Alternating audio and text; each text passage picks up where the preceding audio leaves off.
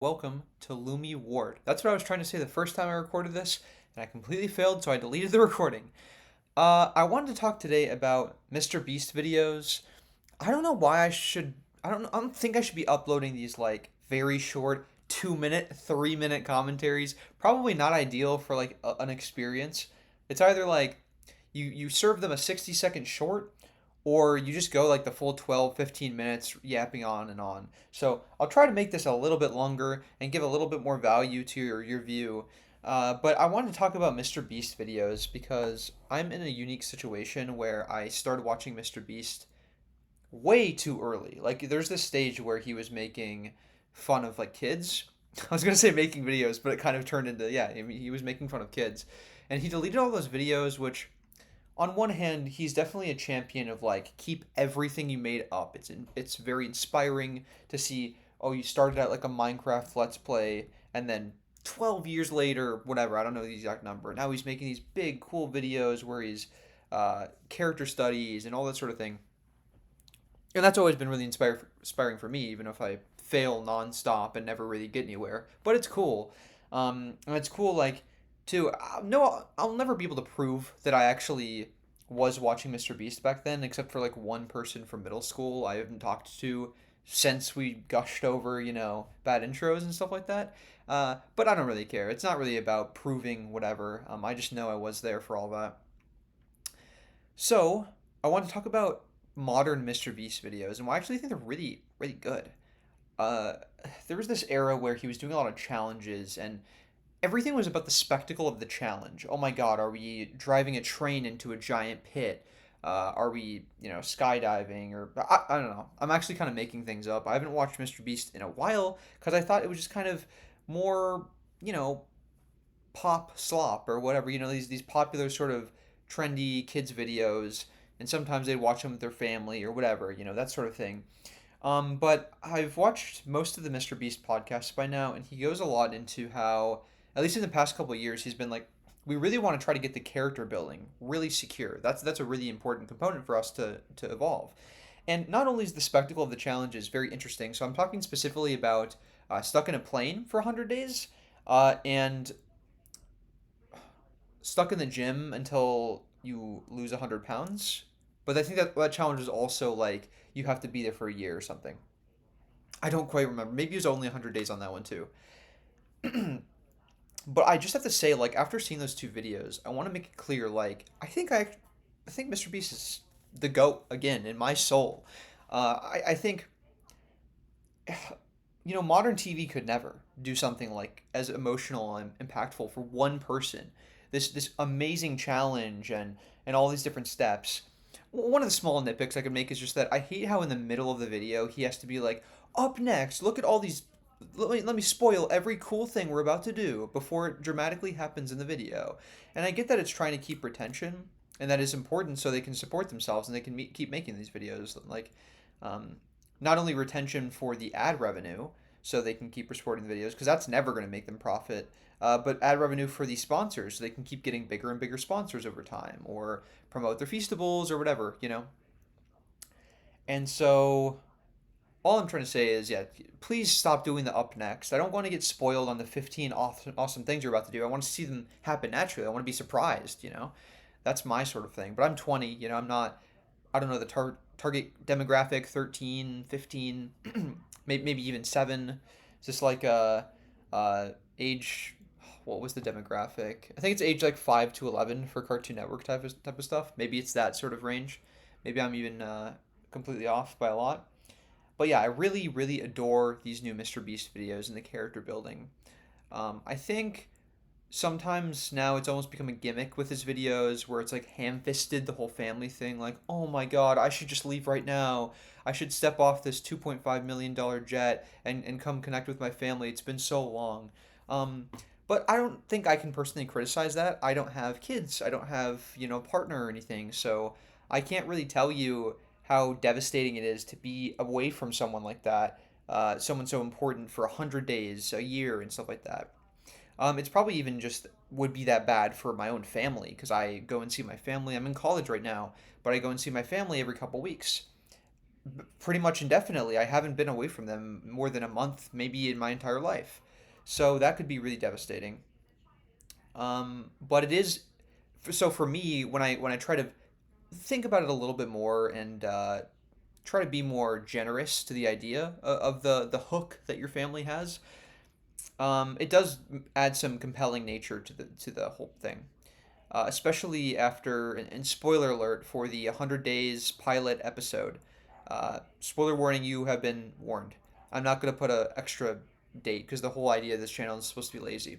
At the very end, he has to make the decision between going back to his family, getting the jet, chilling, or participating in another 100 Days video, I think on the plane again, but for $500,000 extra.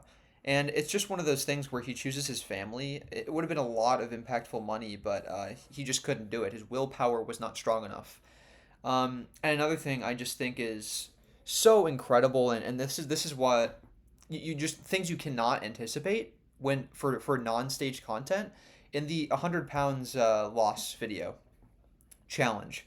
The coach dies, and I the reason I actually came back to MrBeast was because of that. Because I saw something, one of MrBeast's posts. I follow him on Instagram, and all the comments were like "Rip coach, rip coach." So I thought he did something funny or something. There was some silly goof that happened. But then I watched the video, and the warning comes up, and I read it, and it's like something about uh, the coach dying, and I'm like, oh my god, are you kidding me? Are you serious?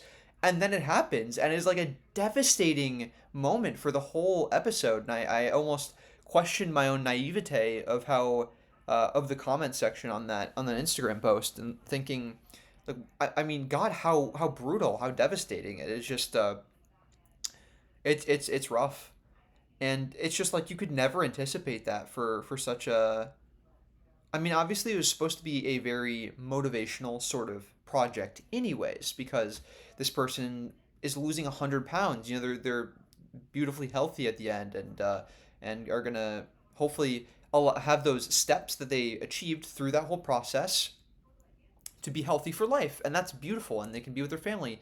But you can't anticipate for someone important in the whole process to pass away. That is so awful, and yeah, it definitely set the tone for the whole video because you can tell with the pilot video, there's almost no like big emotional moment, nothing crazy if I directly recall. So that being the motivation for the person in the losing weight video, the passing away of the coach, just really wraps it all together.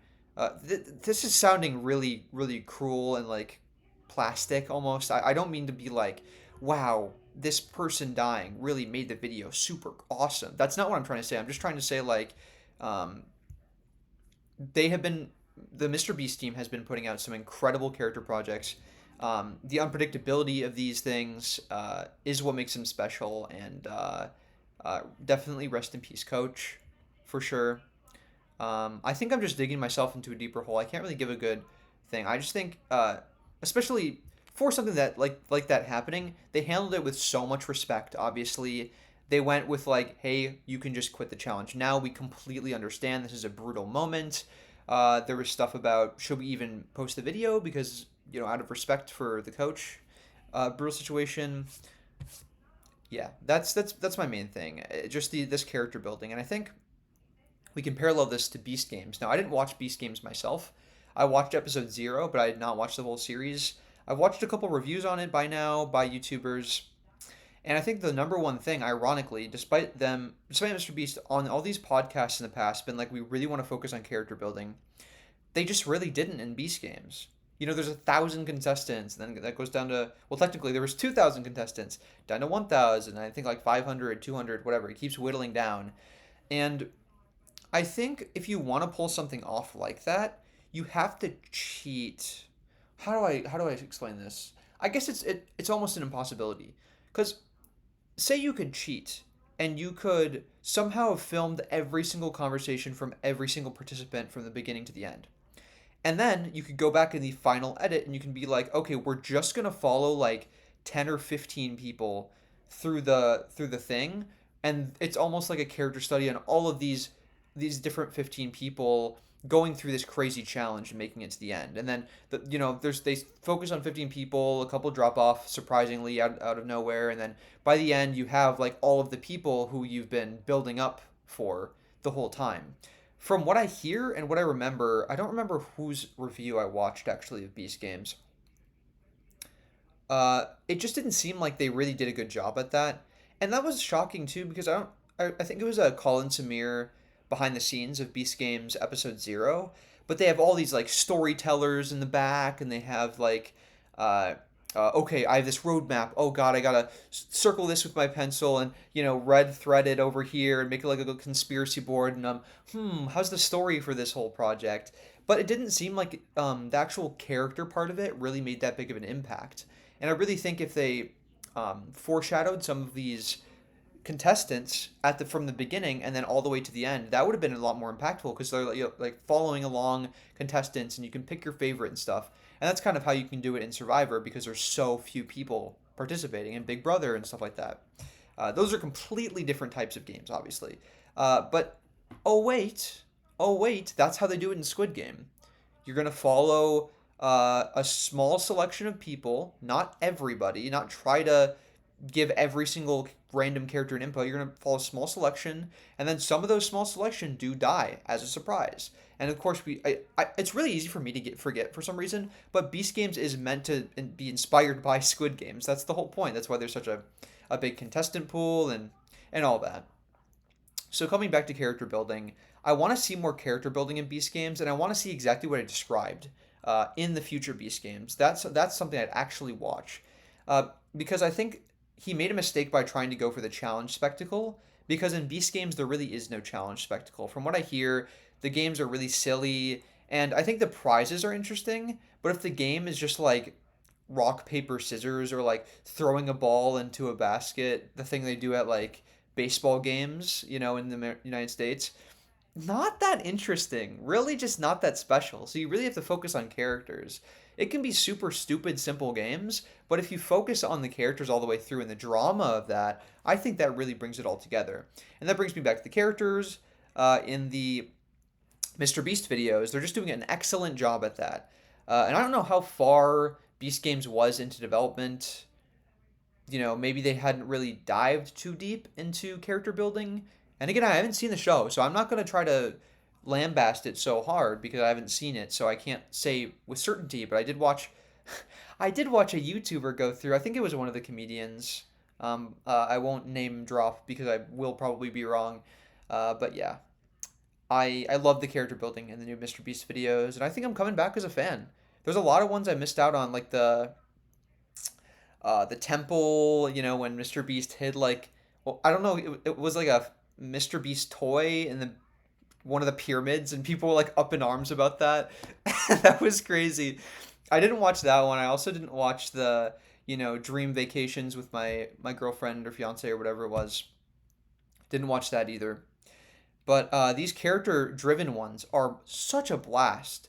Like I was watching it outside at my mom and dad's patio, and like my sister came out. She was on her phone rotting for a second, and then she looked up, and then she put her phone down and was like glued to it. My other sister came out, and we chatted for like 30 seconds, and then she was glued to it, and we just sat there and watched the whole video. Like I just, oh my god, like the new MrBeast videos are incredible.